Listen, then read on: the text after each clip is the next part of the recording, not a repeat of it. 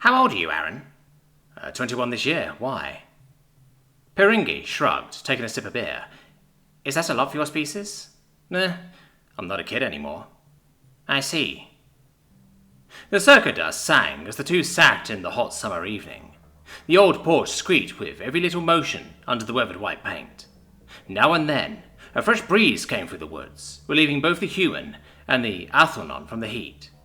I like beer, said Perengi. Glad to hear. It's good. Aaron scoffed, raising the bottle to his lips. No shit, Sherlock. As stars gradually appeared in the sky, the first moon, Luna, rose over the horizon. The view of the Milky Way was as beautiful as ever at the ranch, where nothing could hide their shine. Who is this Sherlock you sometimes mention? You'd like to know, don't you? Yes, that's why I asked you about it. Aaron sighed at the friend's lack of humour. Sarcasm appeared to be a human thing in the galaxy. He placed the half-emptied bottle down and leaned backwards, propping up with his elbows. It's an old fictional character, a detective whose perk was the ability to deduct almost anything from seemingly useless shit. He was created in the 19th century, if I remember correctly. Albert Conan Doyle wrote it. Perengi looked at him for a moment, his tail flicking against the wooden planks. Was the 19th century a long time ago? Yes. How distant? Aaron tilted his head. What? How long ago was it? He rephrased. The young man started counting in his mind, his fingers tapping against the swelled wood as he mulled over the question. The old oak in the backyard rustled in the wind. The 19th century started 717 years ago, Earth calendar, and lasted 100 years. How long is a human year? A day here lasts 27 hours. A day on Earth is 24, which means that if you split the day in 27 parts and take... He shook his head. He pointed at his phone and opened the clock's app. Every tick of this lancet is a second, and the full circle is a minute, 60 seconds. 60 minutes is an hour. 24 hours is an Earth day. 365 days is an Earth year. Also, every 4 years we add a day.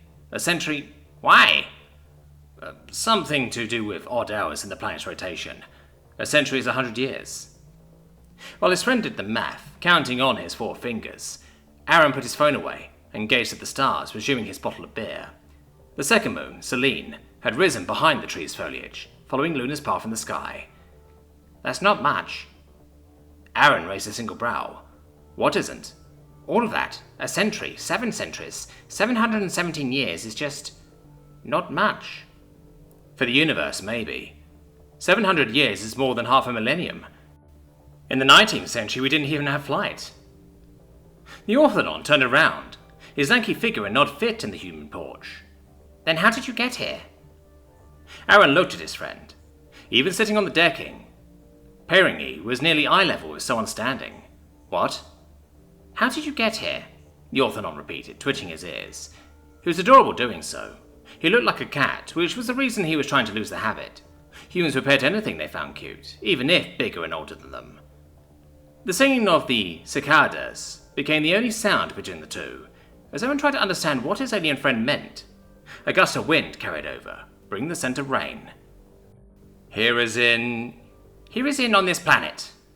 I was born here? Perengi pinched the bridge of his nose, half as long as a human's, closing his eyes. I'm serious, how did your species get here? You lost me, with a spaceship? The blue alien groaned. No, I don't mean like, how technically, on whose spaceship? Ours? Please answer me. Aaron stopped him, uncertainty giving way to a question. Why are you saying that it's not possible for humans to reach this planet on their own? You said it. You said that you started developing flight after...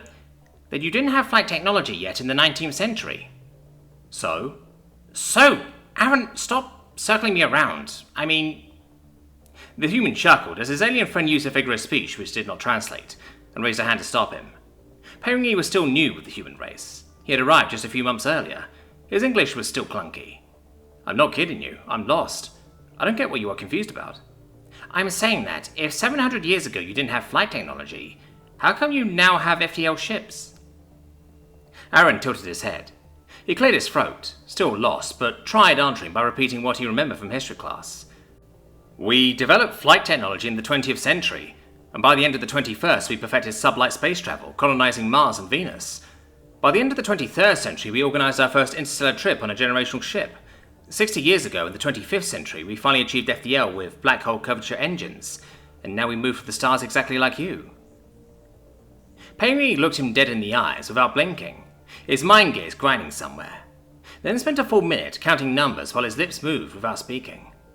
He looked like a statue, the yellow light from the kitchen window reflecting on his blue striped fur with a greenish shimmer. Finally, a switch clicked. He smirked.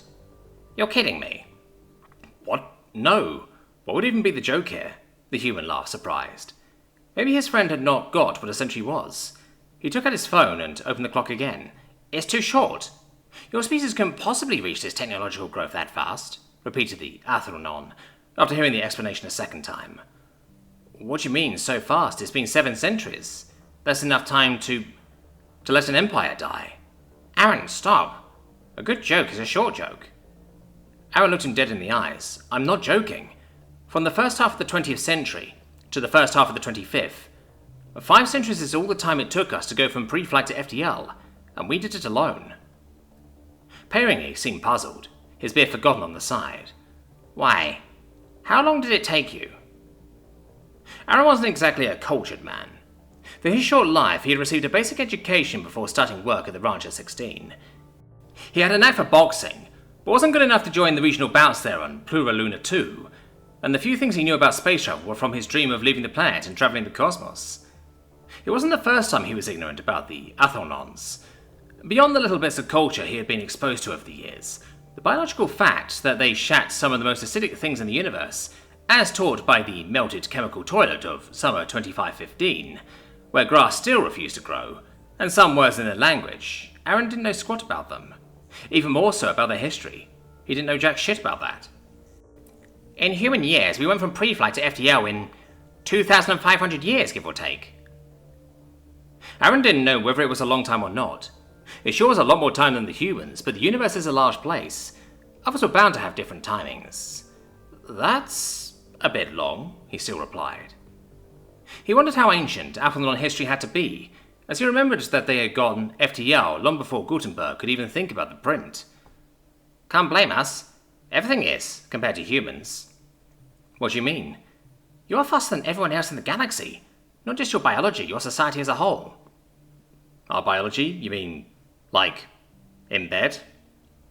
Pairingy burst in a low horse sound, which was his laughter, his tail sweeping the floor. "No, I don't mean in bed. From what I could see, you've got stamina to spare. Sarah's not going to leave you, don't worry," he winked. "I mean in your time. You turned into an adult in barely 2 decades. It's just about 5 years on Pluraluna." "Well, a nerve here is 4 nerves, so it's a bit—" "What I mean," the Orthonon cut him off with a flick of his wrist, "is that your species as a whole seems to have a taste for speed, and it's imprinted in you." "How long did it take you to reach adulthood?" Aaron had known his friend for just a month and a half, since when he had taken up work in the ranch. Partially due to the different biology, partially because he didn't really care, he had never questioned the friend's age, past the superficial "are we somewhat peers" level, seeing how they apparently had somewhat the same mental age. 45 human years. The young man stopped in surprise, the bottle raised mid-air. He wondered if his best friend was a middle-aged man. He shook off the idea. Different biologies meant different life cycles. "That's long," he commented. "Compared to humans, and that's still over." The Orthonon stopped, his gaze fixated on the oak, while his lips mimed alien words. "Wait, Aaron, I've seen photos of you with Sarah dating back to last summer." "So?" the young man said tentatively. "Yet you say you became an adult this year." "Yes." "For my species, adulthood is reached upon sexual maturity. What is adulthood for you?" Aaron grabbed a new bottle, opened it with the pit of his elbow, and took a long sip. The question was tricky. Adulthood is the age by which we are legally allowed to vote and drink alcohol, and it's reached at our 21st birthday. We reach full sexual maturity around the same period, between 18 and 20 years old. Perry turned around and raised an eyebrow, slowly sipping at his beverage. "Full?" "Technically speaking, we start being sexually active around 11 and 13 years old. It's the same age we start changing. Full maturity is when our bodies stop doing that and we turn into adults. In between is adolescence."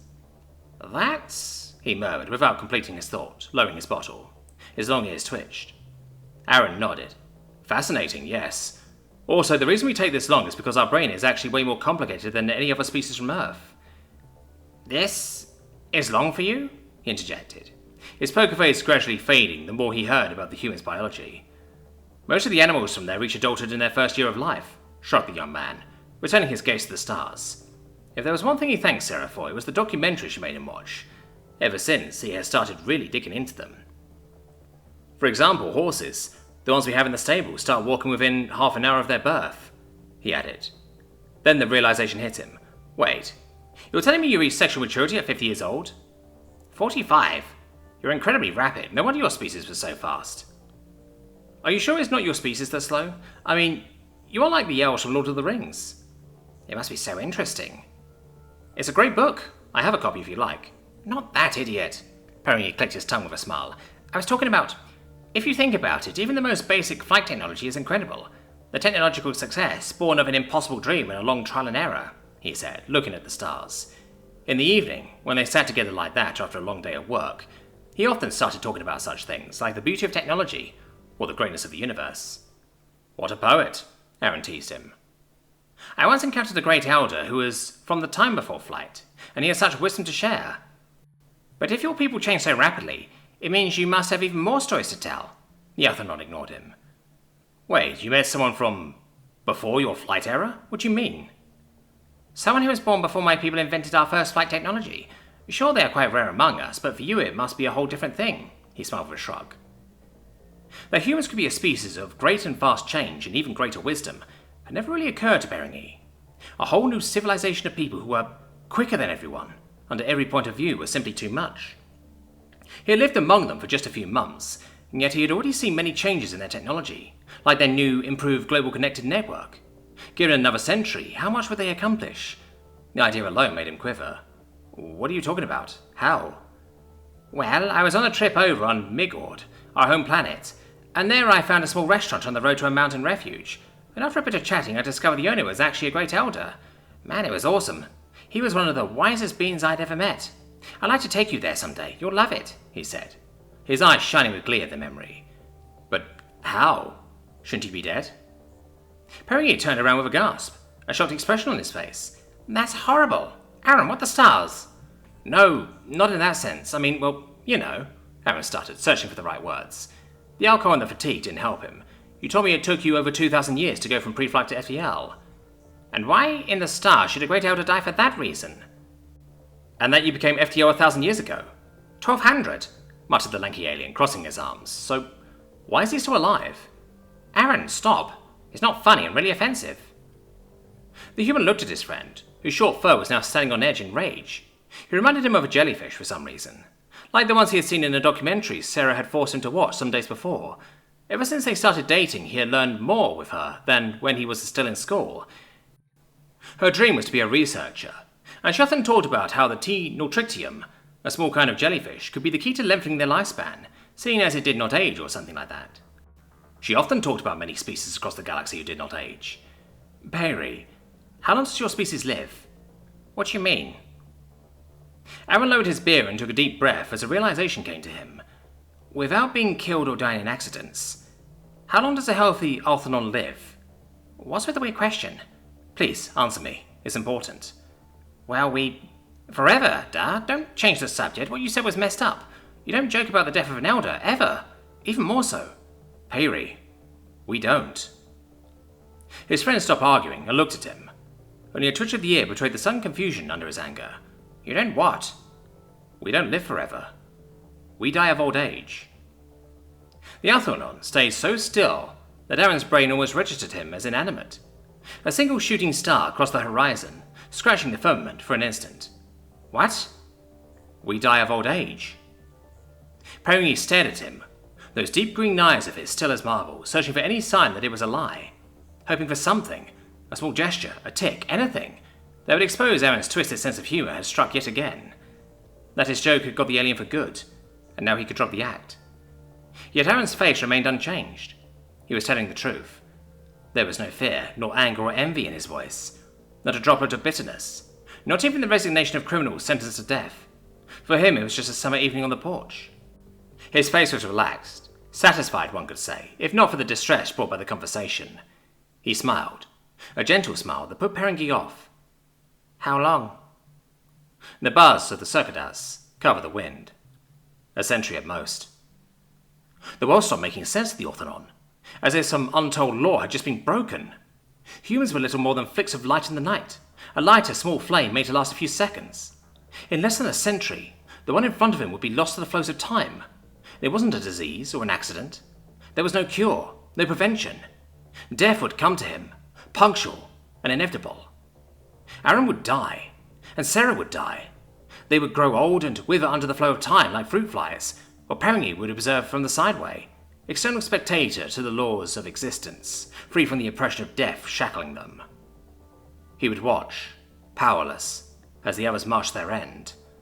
Ultimately, he would be the only one left. Perengi would survive Aaron, and everyone else after him.